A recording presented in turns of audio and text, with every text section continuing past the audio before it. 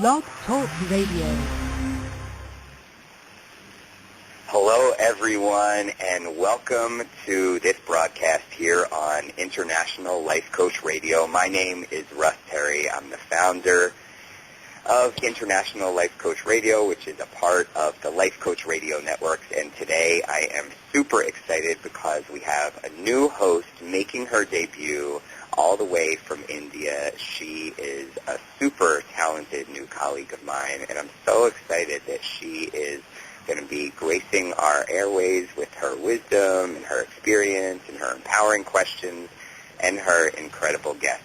So, Secrets of a Solid Comeback for Moms is about to start with the amazing Namrata Arora Singh. Namrata, welcome to your debut show. Thank you, Russ. Hello, everybody. I am Namrata Arora Singh, Life Balance Coach for women from India. And today I am thrilled to launch the first episode of the Me in Motherhood series on the International Life Coach Radio. I founded Life Beyond Motherhood 3 years ago with the mission of making a positive change in the lives of women post-motherhood. Today, we will be having a conversation with Divya Parekh, an international career leadership coach, on how moms can make a solid comeback to their careers. Let me take a moment to talk about why this is such an important topic of conversation. I have known so many talented women over the last few years who have chosen to quit their jobs after having children, but have not really been able to make a comeback. Some have tried to make a comeback, but have not really succeeded, and in the end, we are left with an untapped and willing talent pool not available for organizations who are running from pillar to post to hire talented women. We will talk more about the various phases of motherhood and their impact on the career of women when we speak with Divya. Later in the show today, we also have the privilege of having Sairi Chahal, CEO, Applied Life Private Limited, founder, Shiro's India, Horizon Gazer, Flexi Moms, Women at Work, mom, TED speaker, Cartier alumni, convener of the Shiro Summit. Let's start with our first guest on the show tonight, Divya. Welcome to the International Life Coach Radio. It is a pleasure to have you on our show today. How are you doing today? I'm doing good, and thank you, Namrata, for inviting me on your show. It's an honor to be part of your show and be the first guest speaker. Thank you. Well, pleasure is ours. Divya, so you know, is the head career coach at the International Coach Academy, which happens to be the coach training institute I graduated from as well, and she is the CEO of the DP Group. She assists executives, professionals, coaches, and students plan, develop, and achieve their career and leadership goals. She's been recognized by the worldwide Who's Who as VIP of the Year for showing dedication, leadership, and excellence in leadership coaching. Divya has been seen in BBC.com, CBS News, Entertainment, EW.com, FoxNews.com, IGN, Daily Mirror, Daily News. Oh, wow, long list. Reuters, Slate.com, The Independent. Today, we would love for our listeners to get your perspectives, Divya, and some tips and tricks for making a successful comeback post-maternity. I would like to share with our listeners that they can write their question in the chat box, and please be on mute to avoid any disturbance during this live show. The show is being recorded and will be available for you for download and playback. So, Divya, are you ready to dive into our topic for the show today? Certainly. Awesome. So let us start from the beginning of the motherhood journey, when a woman gets the news that she is expecting.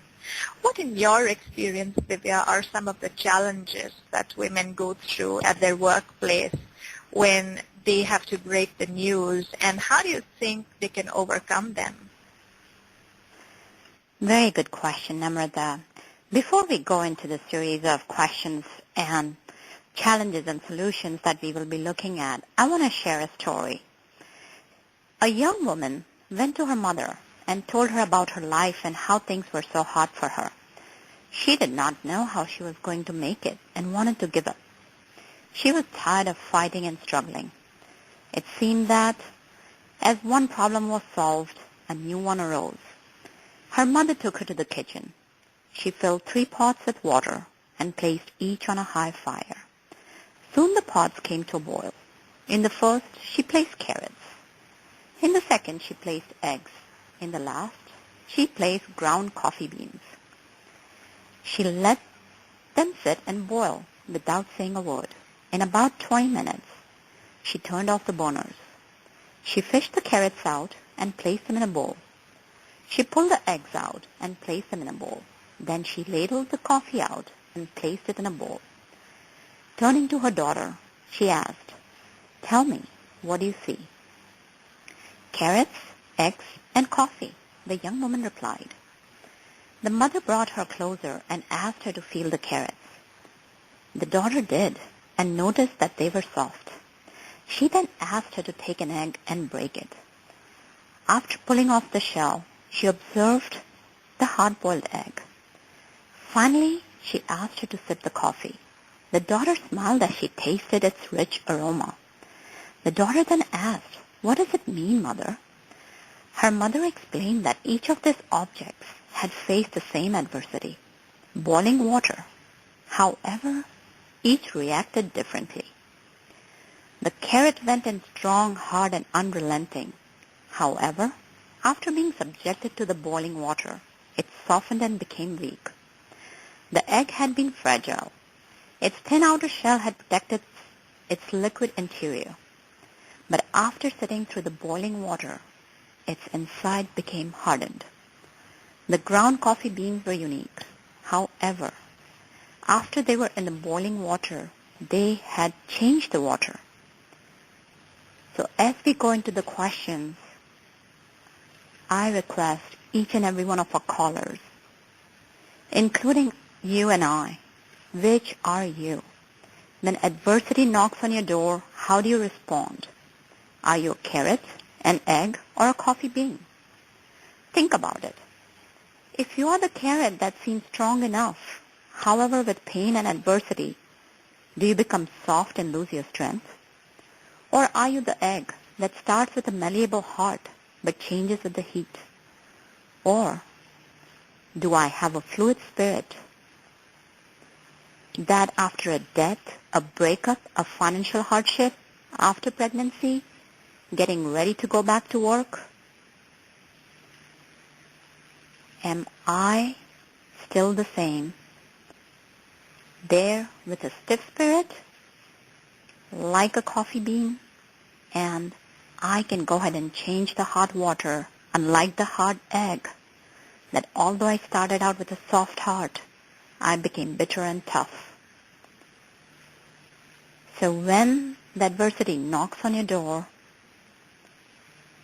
you knock back on the adversity, find the learning in it, and march forward. And as you march forward, you will release your fragrance and flavor, just like coffee. So going to our question, that most women, what do they do after they're found out they're pregnant and they're going back to work? Mostly, the women can continue working during pregnancy.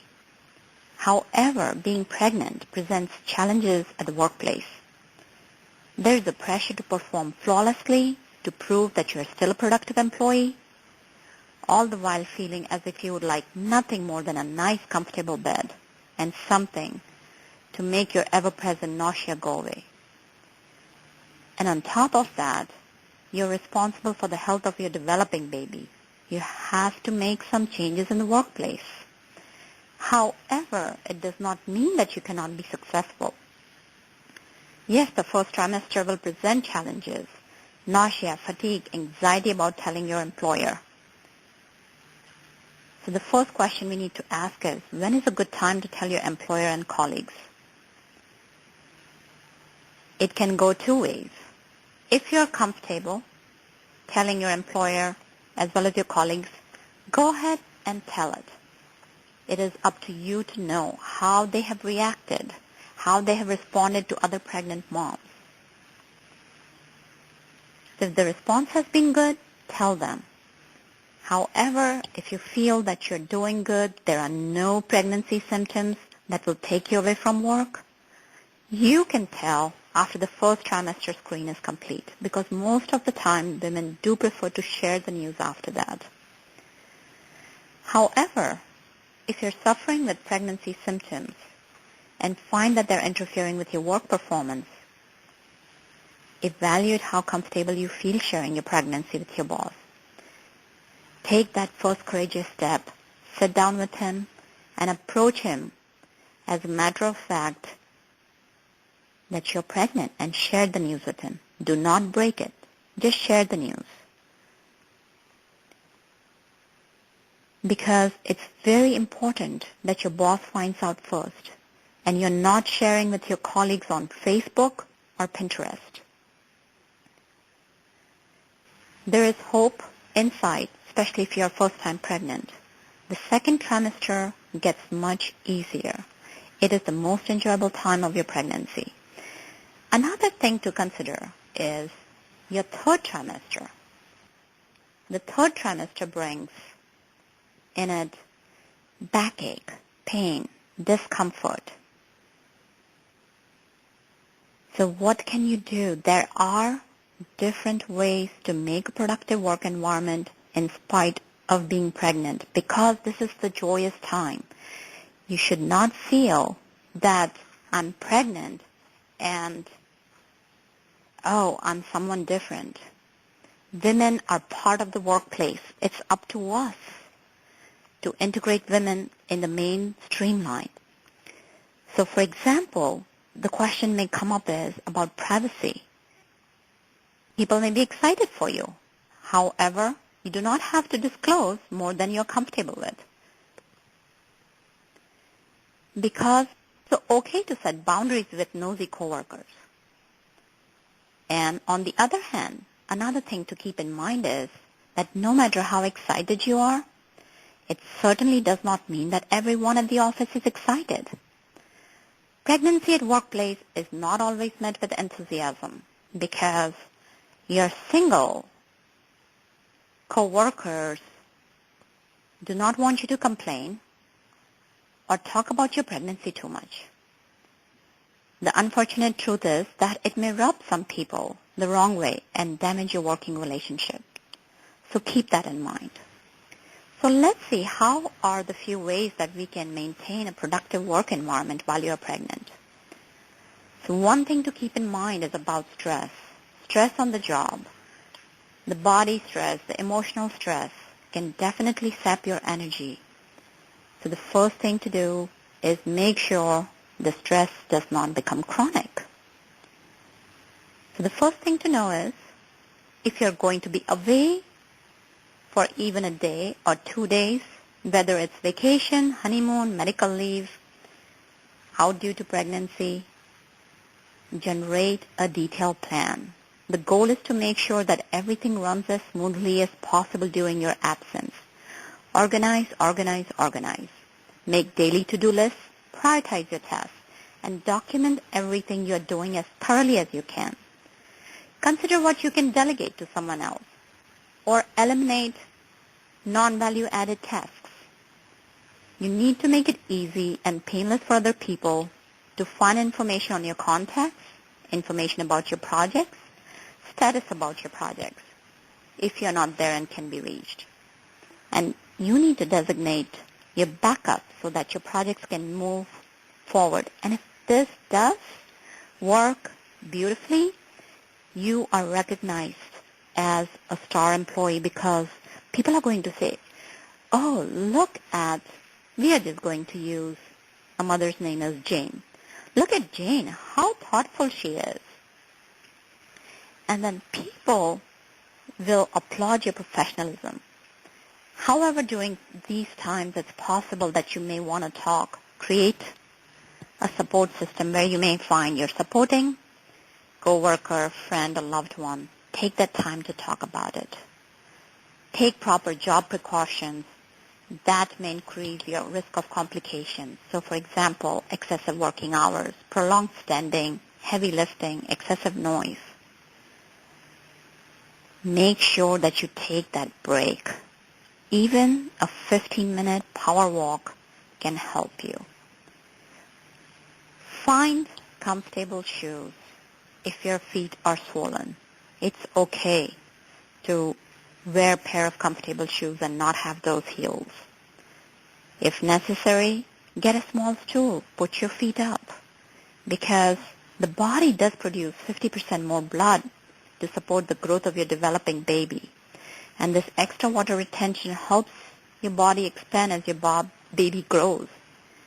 However, the swelling can be aggravated by long periods of standing or high caffeine or salt. So take care of nutrition. Eat several small meals throughout the day. And ask for help. It's okay.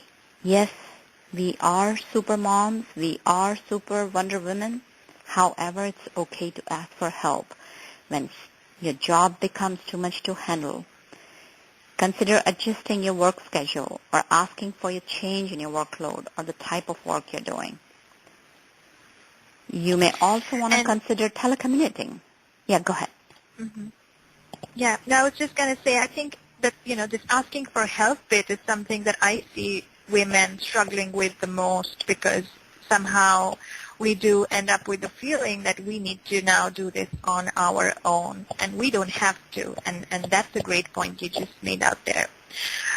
So, talking about the maternity leave from there on, Divya, I know the timing of when women take maternity leave varies from case to case, depending on the nature of the pregnancy and many other factors. What do you think women really need to do when they are already on their maternity leave? Can they really secure their job while being on the leave? That's a great question. So usually, in most cases, an employer must reinstate an employee to his or her job following a pregnancy or parental leave. Although this obligation may be avoided, for example, in cases where employment may be ended solely for reasons that are unrelated to leave. So, for example, if a division or a plant closes, they're not obliged to reinstate a mom. And also sometimes what happens is that moms may get a job back, however, it may not be an equivalent job. And here you have worked hard to build that career. You want to be in that job. So let's take a look at it. How can we go about it?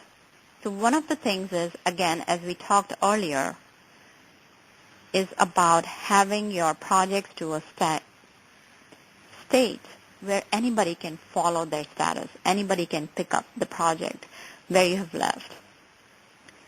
So one of the things, what happens is when you show that level of professionalism, people tend to reciprocate that generosity because they know you're going through a major change in your life. And that's why pregnancy is called a life-changing event. So one of the key things to remember is that there are women who are so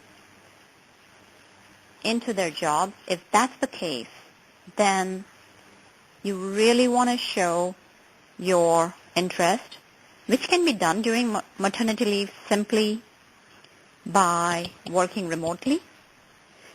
So it's very much dependent on where you're coming from. It's your personal choice. The key thing is to be authentic about what makes you happy and not conform to society. So usually a working mother makes an effort to embrace and juggle parenthood and professionalism. You should know that there are many good reasons for abstaining from work post-delivery. Now, at the same token, on the other side of the coin, there are a lot of good reasons to continue working also. So how you can work during your pregnancies has ended and you are working through your maternity leave. We have to face facts that the working world has changed. Professionals no longer need to chain themselves to the office. So using your Wi-Fi access, smartphones, tablet computers, having flexible schedules, mobile offices, you could just put in an hour of work here and there, especially when a newborn sleeps, because Primarily, if the newborn is doing well, in the first few weeks, they sleep quite a bit. And this way, if you are just touching emails and answering people's questions, not to an extent that it takes over your life, however, just enough to maintain that boundary and just enough to keep other people going, you can stay tuned into your job's tasks. You can use the telecommuting privileges and combine these two options to work well for a brand new mom.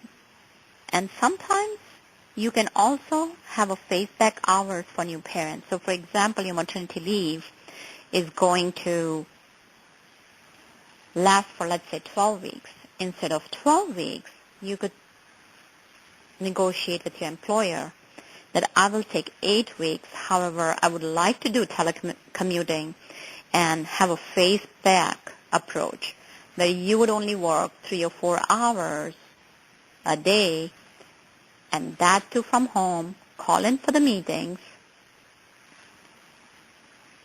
It's all, again, very personal dependent, that provided that you don't have a difficult birth and extended labor, it is possible to go back to work. And another thing that can be done is you can use it as a catch-up time. There may be some of the company reports that are straggling. You could tie out the loose ends, and that keeps you moving in your career. Your boss is happy, your colleagues are happy.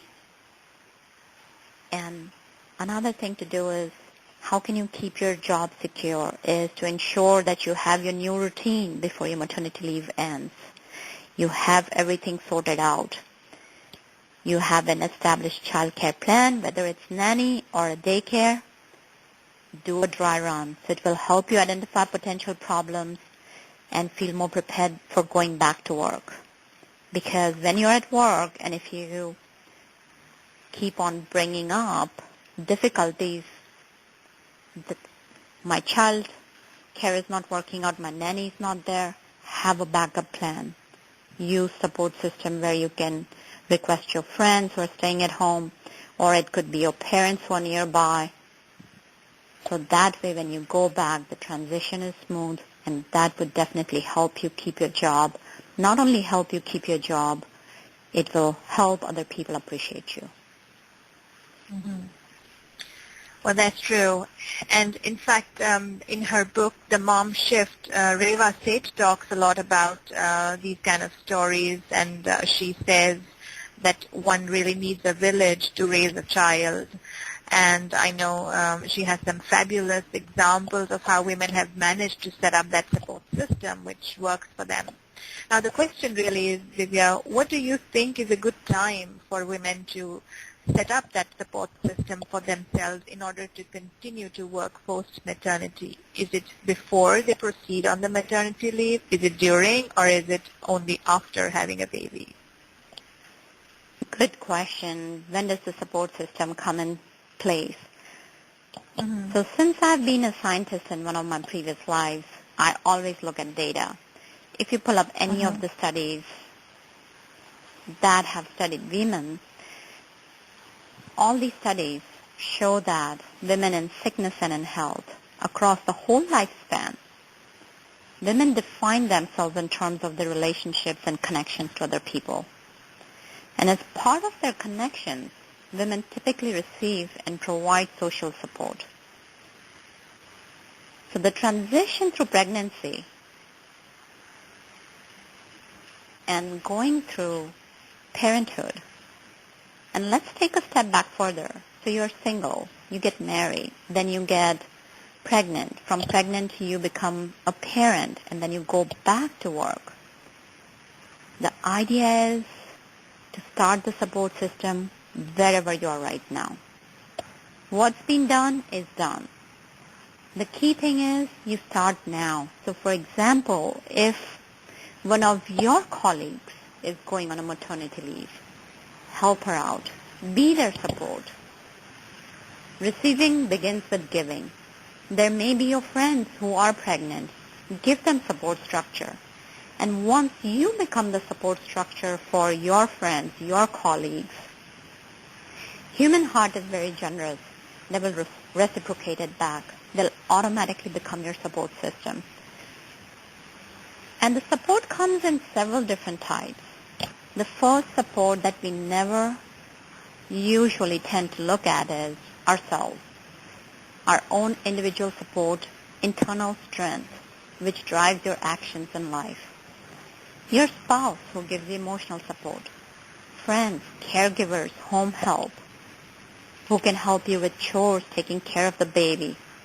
Your colleagues, who can provide you information and keep you up to date with your work, your job and tasks.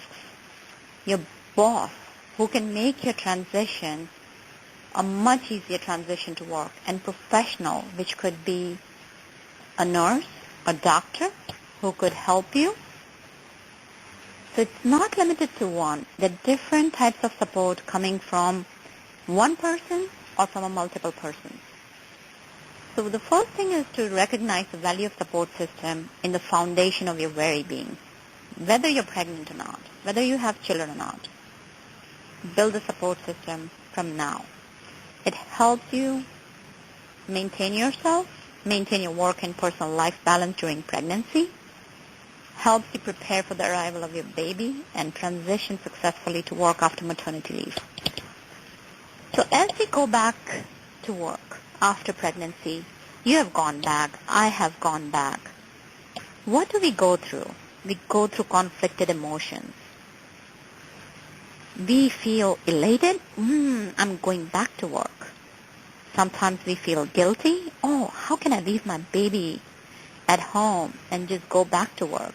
We may be uncertain, there may be doubts. So this happens to everyone. Even know that there are some of us who skip with joy when we are back at work, when you're looking forward to those daily lunch breaks, intellectual stimulation, adult conversation, you still experience less than inspiring moments of doubt and frustration. However, there is good news that despite inevitable ups and downs, things do get easier. So let's look at some of the strategies. Before you go back to work, meet with your boss. Schedule a meeting with him and get the update, what's going on in your workplace. So basically, contact him or your colleagues to come up to speed and bring up any questions or concerns that you may have during the transition. Ask if you can return midweek so that it eases you into transition for you as well as your baby. You can talk about telecommuting or Facebook back approach, where you start out few hours going to office and few hours working from home.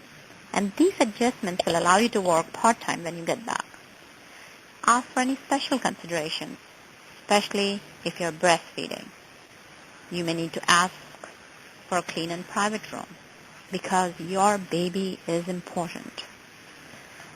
One of the key things is to prepare yourself mentally prior to going to work, because the first month will be challenging, guilt will be there. Use both internal as well as external support. Be aware of it and learn to let it go. Do yoga, listen to podcasts, knit, sing to your baby, talk to a friend, talk to your partner, talk to your colleagues who are supportive, and then you can place a virtual pictures. You can have photo of your babies. Ask your caregiver to occasionally email your pictures. If possible, build time to review the day's happenings after every single day so you do not feel that you've missed out on your baby's life. And if you experience any sadness, do not hesitate to seek out professional help. Much of life is simply getting through the rough parts. Going back to work after maternity leave will be rough indeed, but the rough edge can be smoothened with support structure. Yeah, and I think that's very solid advice for women because, again, dealing through all this mix of emotions that you so wonderfully articulated, Divya, can be extremely trying when you're trying to juggle so many hats and still keeping your confidence intact.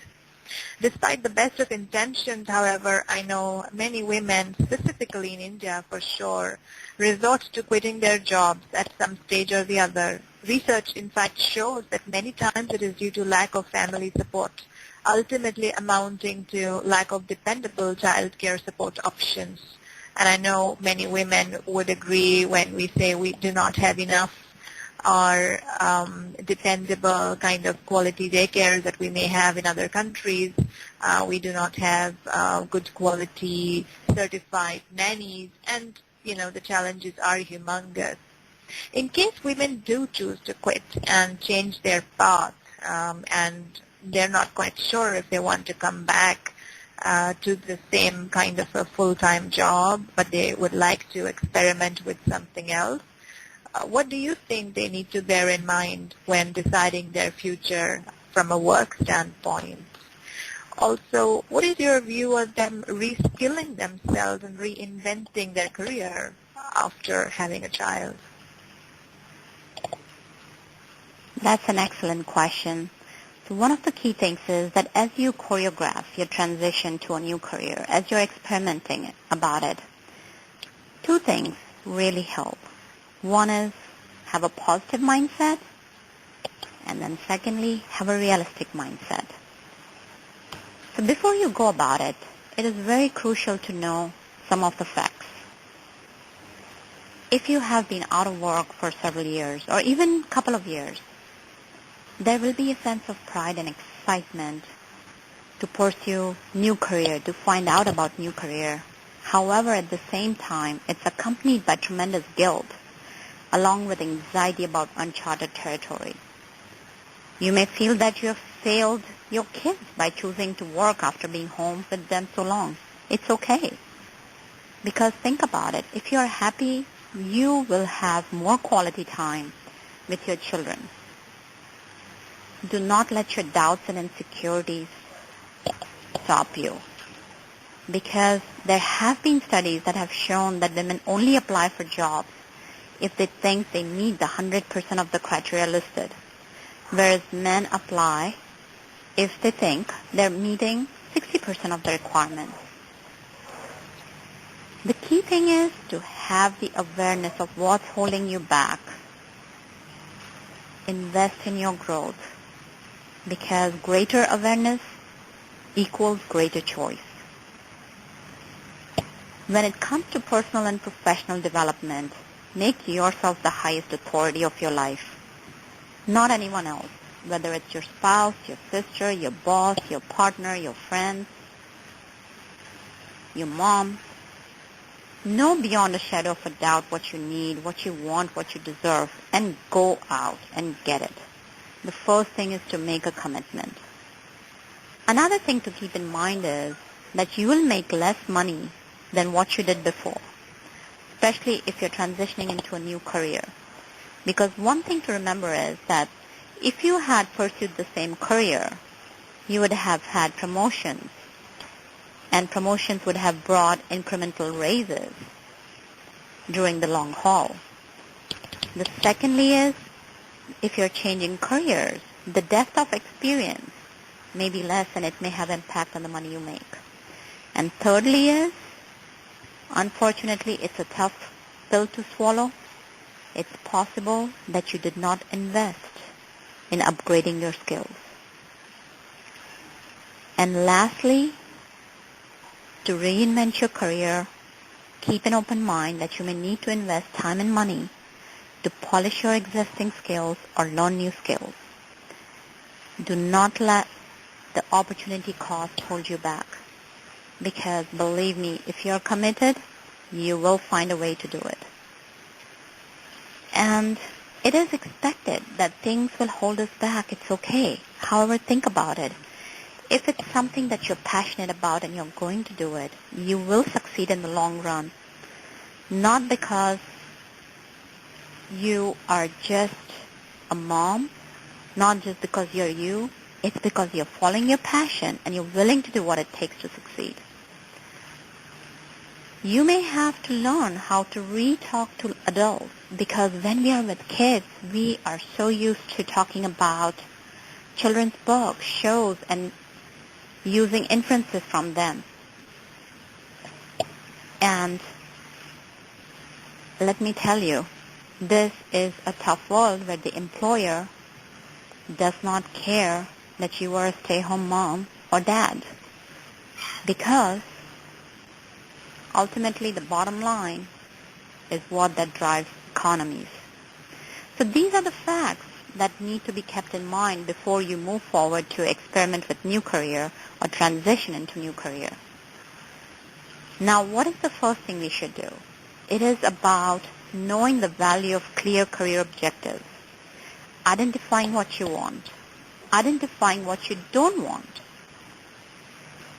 And for some, you can seek assistance of another person who can help you maintain objectivity during a career evaluation exercise. The second thing is, it is very important to match your career objectives and competencies, because you may have a vision of an ideal career. However, you can fail to make the requisite effort, especially in the early stages, because you are not sure about the competencies required for these careers. In your career change, you do not have to make a leap. It's okay to take small transitional steps. When you take small steps, your current skills and experience can be a bridge to your future. At the same token, I've had several women who have wanted to take a major leap. If you want to take a major leap, go for it.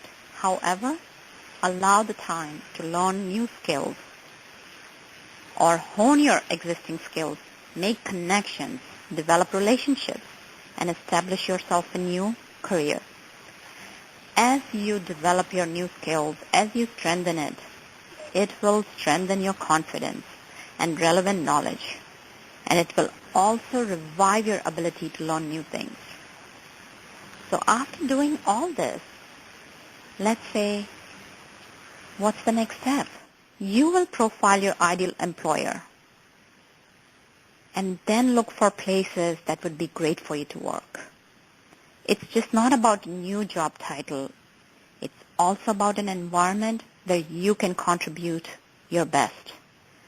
And once you have gained clarity, whether you're self-employed or plan to seek an employer, informational interviews, volunteering, internships, work shadowing, and so forth are all great ways to find out where you'll be happy and to make contact with your potential employers and job roles. Do a lot of research and see how you match and reflect upon it.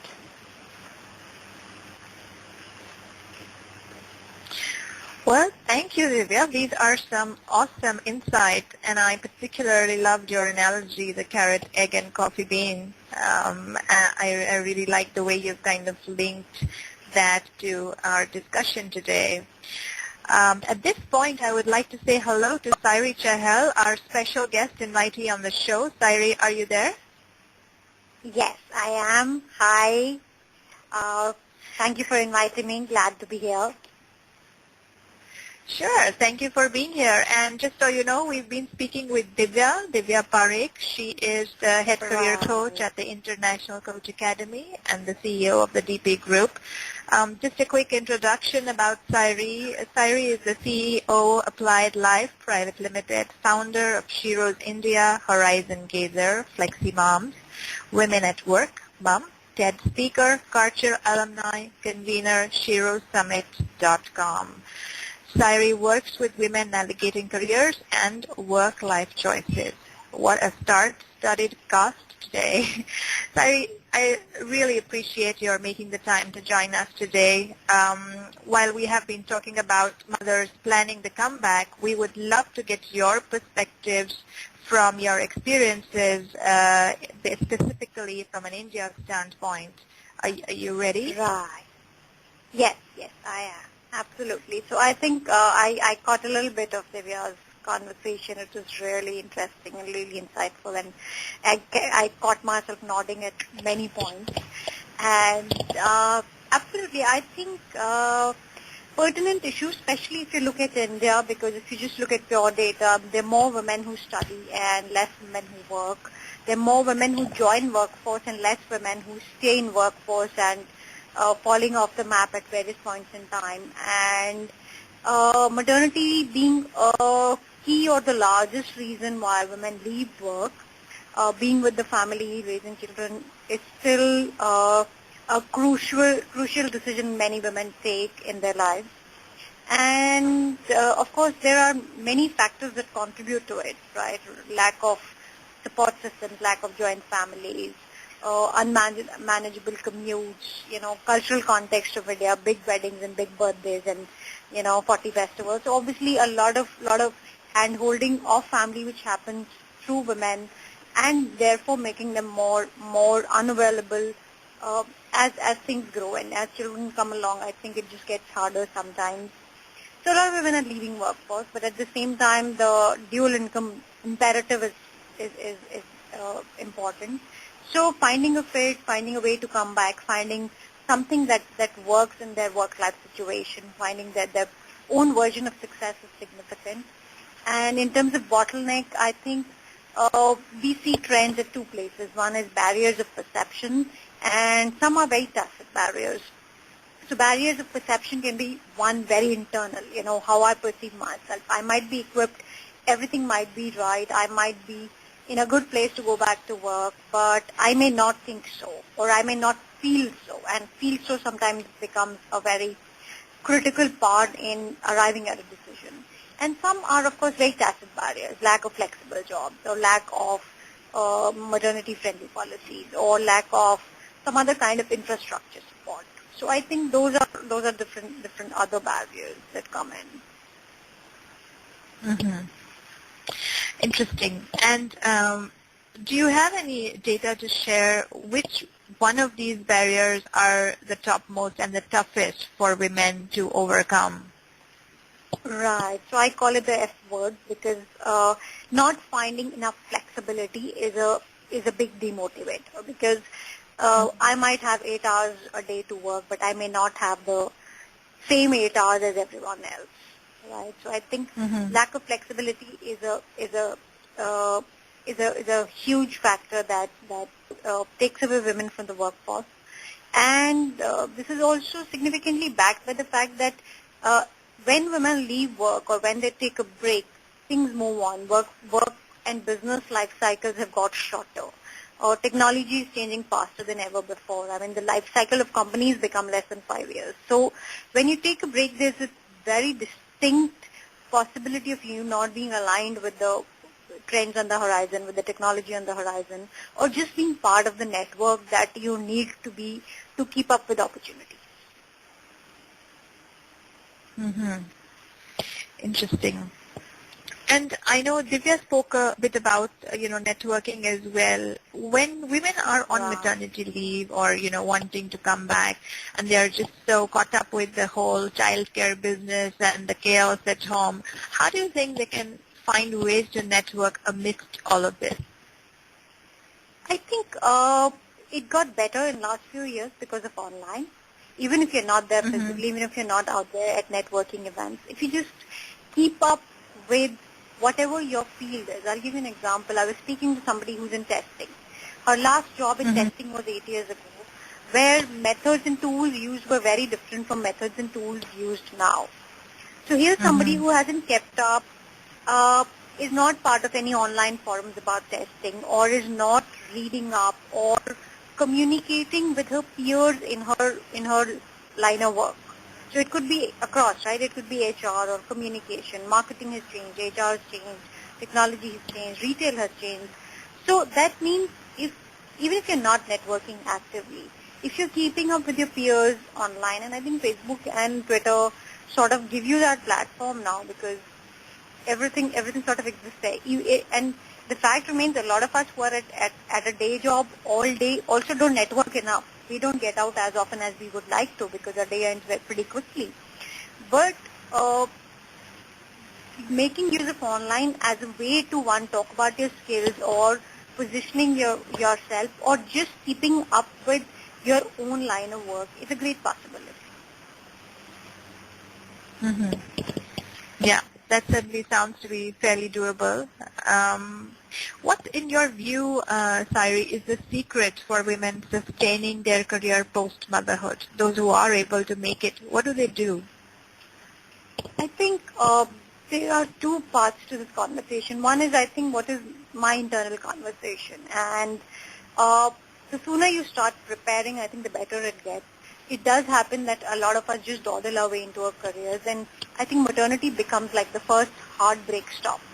And sometimes it's hard to recover from it, but if you plan ahead, if you sort of make space, if you talk to your colleagues in advance, and also provision something before you really go on a break, it makes it much easier.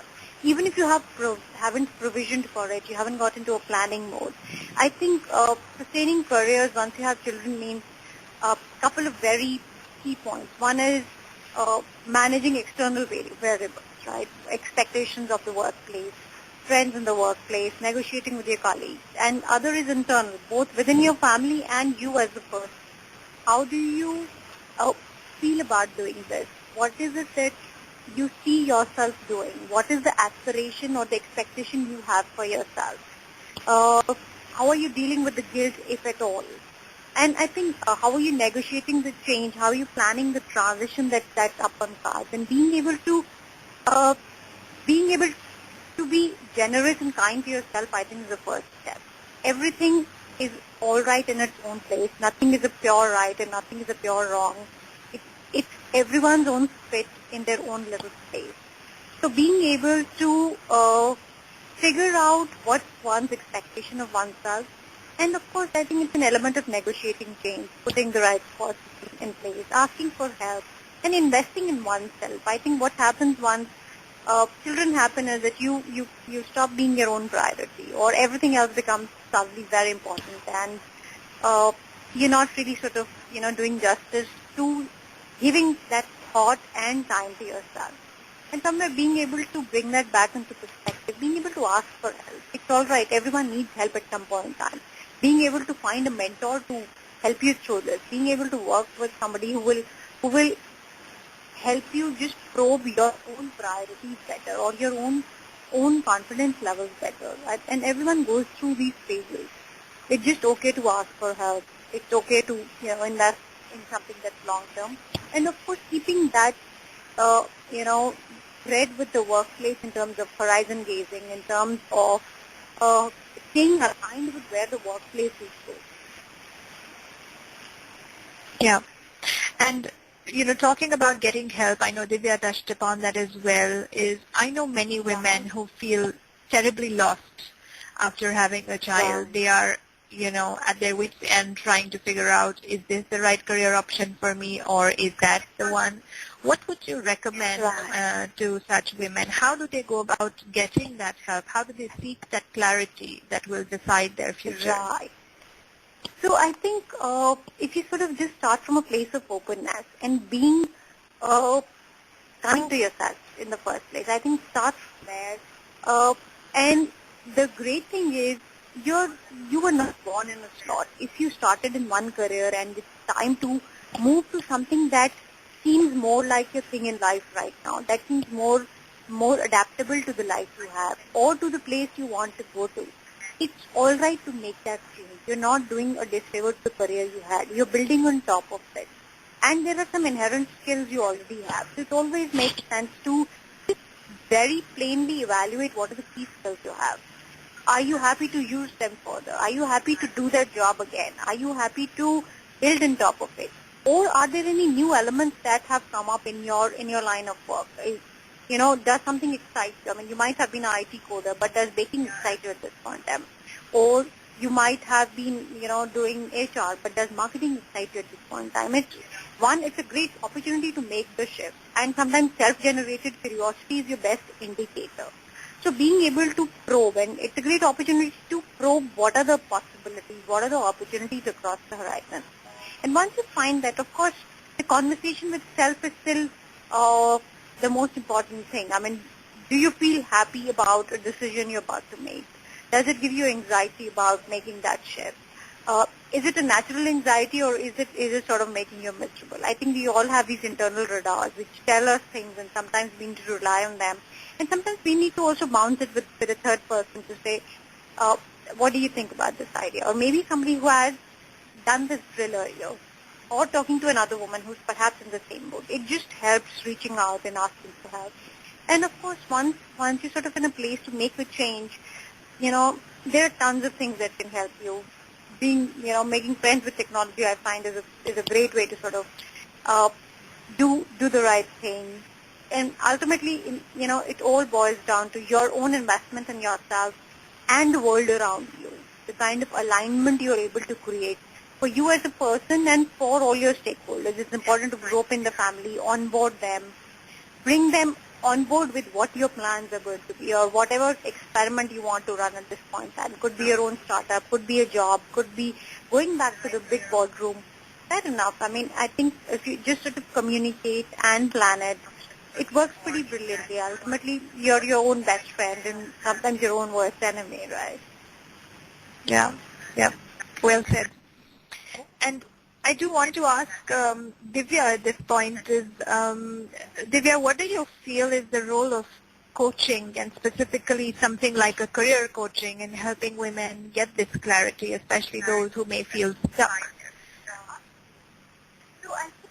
So especially when you're stuck, it is very hard to maintain objectivity.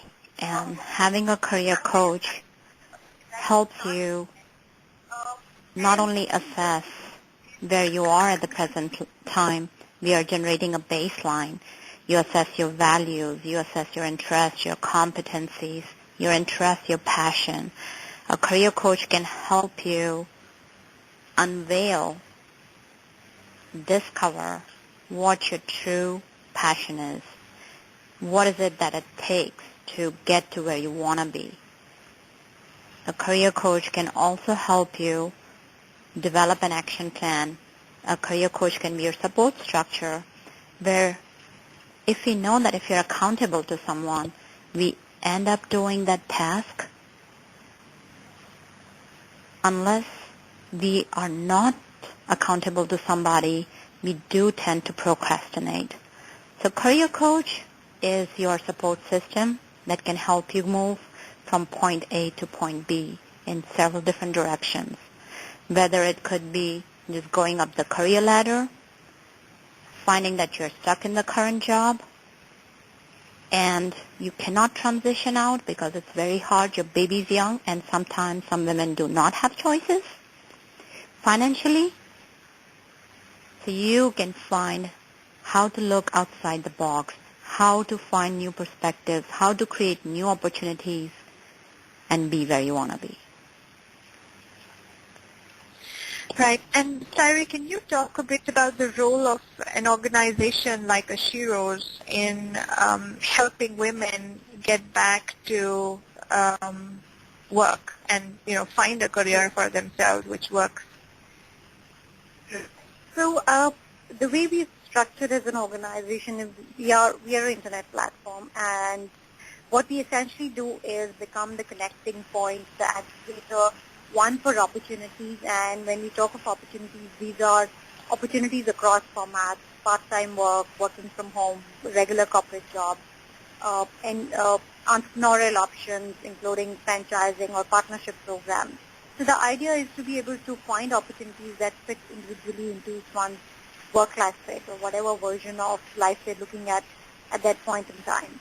So able to work with companies and create more awareness, and of course help them create more systems around working with women as they transition through various life cycles, and maternity being a key point when a lot of help is created, whether it's through restart programs or through comeback programs or through coaching, as Divya mentioned. So Sheroes acts as a point of reference for women professionals as well as corporates who are looking to work closely with more women or would like more women in their system for pretty much business reasons. We also have an element of mentorship, which is just to say how do I really, get answers to my queries. And even if I'm starting out, can somebody get me started? And then third element we do is we're like a little resource go-to in terms of what are the big workplace trends, what are key things on the horizon. If you're somebody recharting your course, you are somebody evaluating your options, or you're somebody who's doing something but would like some support. I'm a mompreneur, I have a home-based business. How do I take our business to the next level? So there are interventions and resources designed to do pretty much that, both online and a little bit of offline. So Awesome. yeah, so Sheroes.in pretty much aggregates a lot of resources, opportunities, and mentorship in one place. Wonderful. Well, thank you, Sairi, and thank you, Divya. Your insights on the comeback for moms in India have been priceless. It has been a complete pleasure hosting both of you. If any of our listeners would like to get in touch with our hosts or with me, please feel free to write to me at namrata@lifebeyondmotherhood.com. Tune in to our next episode of Me in Motherhood on the 20th of May next week as we focus on personal branding for moms with our She Smart coach, Lynn Elder from London.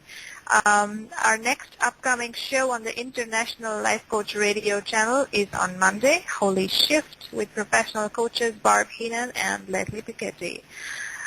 Well, thank you again, Divya and Sairi. It was wonderful to have you both on our show today. Thank you, Namrata. It was a privilege to be on your show. Thank you. All the best. Thank you. Till later then, this is Namrata from Life Beyond Motherhood signing off. Have a good one, everybody. Bye-bye.